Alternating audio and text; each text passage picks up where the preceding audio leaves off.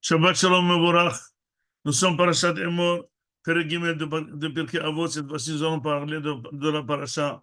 La parasha dit qu'il faut parler aux Kohanim de ne pas se rendre tamé, de ne pas avoir un contact avec un mort, et seulement les 7 proches, le père, la mère, le frère, etc.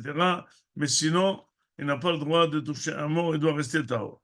La question se pose, est-ce qu'il y aurait une explication qu'on peut tout de même comprendre pourquoi le Kohen va être épargné de toucher un mort, de laver un mort, de porter un mort, etc., etc. Quelle est cette supériorité et pourquoi, dans quel but la Torah est en train d'épargner les Kohanim? Pourquoi? Disent les Mefarshim que finalement, en quoi, qu'est-ce qu'il y a de positif quand quelqu'un est en contact d'un mort?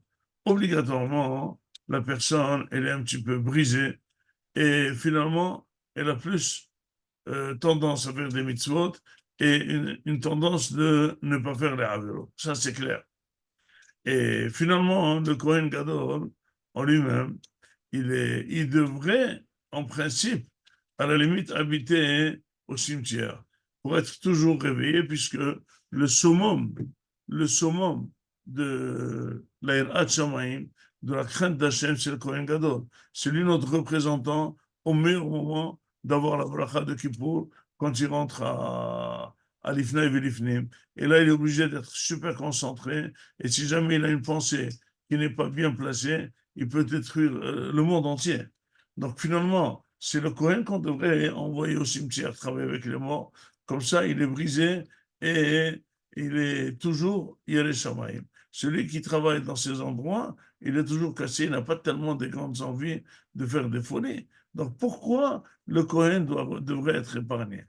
Il y a une explication qui dit que finalement, le Kohen, il doit être quelqu'un de supérieur dans ses Shamayim. Dans sa Avodat Hashem. Il doit être quelqu'un d'exemplaire. Et pour ce faire, il ne doit pas avoir besoin de rappel pour arriver à cette modèle-là. Imaginez-vous, quelqu'un qui respecte la loi parce qu'il y a des policiers sur la route, quelqu'un qui respecte la loi même s'il n'y a pas les policiers. Qui c'est qui respecte la loi mieux? C'est quand, même s'il n'y a pas les policiers, même si c'est à 3 heures du matin, même si tu vois aucune voiture dans aucun sens, même s'il n'y a pas de...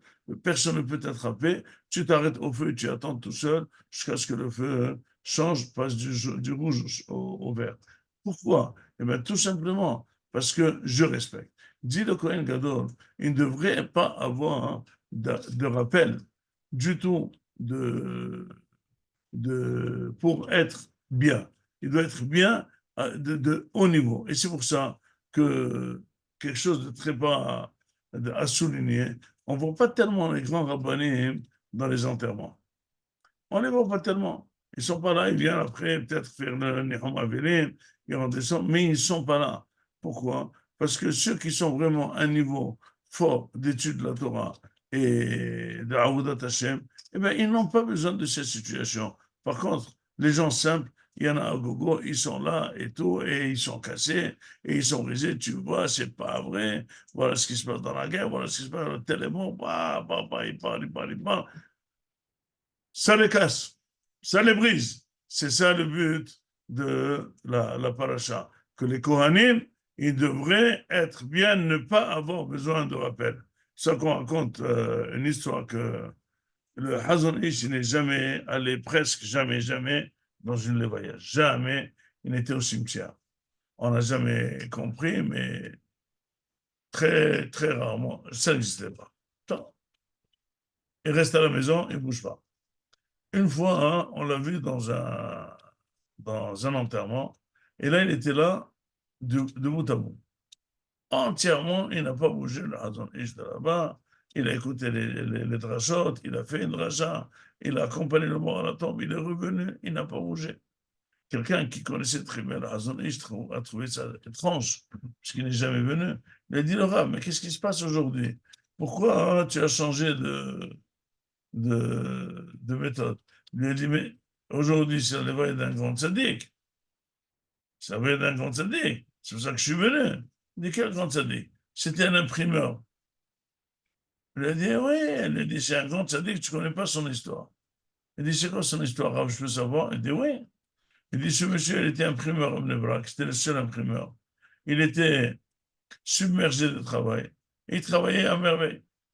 Un jour, dans le magasin d'à côté, quelqu'un qui ouvre une imprimerie. Et tu ne vois pas cet imprimeur qui vient lui dire Mazal Tov, il lui amène du whisky et il le réconforte. Il dit Baruch Haba, tu es venu à côté de moi, tu verras, tu auras une très grande parnassa, Be'ezrat Hashem. Sache que moi je suis un imprimeur, ça fait déjà 40 ans. Donc je connais les rouages de tout. Les rouages des machines, les rouages de l'encre, les rouages des livraisons. J'ai moi les meilleurs prix du papier. Sache que tout ce que tu as besoin, je le fais gratuitement. Et je te ferai passer du travail. Et depuis, ils sont devenus copains, et il lui a donné énormément de travail jusqu'à la fin de sa vie. Et quelqu'un aurait demandé à cet imprimeur, mais dis-moi, c'est quoi ça? En principe, quand quelqu'un ouvre un magasin à côté de toi, hein, tu paniques, tu prends les pédales, tu le détestes, tu l'insultes, tu lui fais la concurrence. Et toi, tu ne bouges pas, tu l'aides. Tu enlèves de ta panacea, de ta chair et tu lui donnes. Il dit, mais tu ne comprends pas. Moi, ce que je dois gagner, je le gagnerai. Jusqu'ici, le travail était énorme et il n'y avait personne pour me faire le travail. Donc, je travaille énormément pour gagner ce que je gagne. Aujourd'hui, il y a quelqu'un qui veut venir me prendre le travail sans toucher pas un gramme à ma part. Ça, parce que moi, ce que je gagne, je devrais le gagner. Est-ce que quelqu'un qui te soulage de ton travail, tu le bénis et tu l'encourages ou tu lui mets le bâton dans les roues?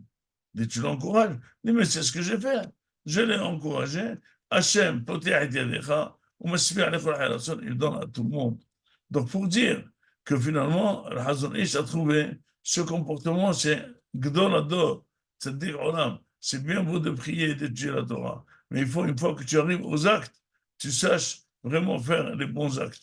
Mais pour dire que euh, c'est tellement fort que le Hazonish n'est jamais allé à une Levaya. Il était vraiment un meneur de tout Am Israël. C'est lui qui a construit tout le judaïsme israélien Haredi et il n'est jamais allé dans une Levaya, sauf des cas particuliers. Mais pour dire, c'est ça l'enseignement pour le Kohen qui doit avoir une suprématie extraordinaire liée à aucun traitement, ni à aucun éveil, il est directement à son état de proximité à Kadosh Baruch Hu.